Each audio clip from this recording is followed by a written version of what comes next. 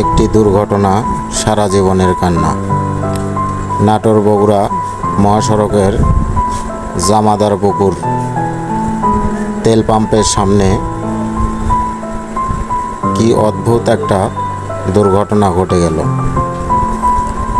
যদি এখানে একটা হেল্পার নিচে দাঁড়িয়ে থাকতো তাহলে হয়তোবা এমন হতো না।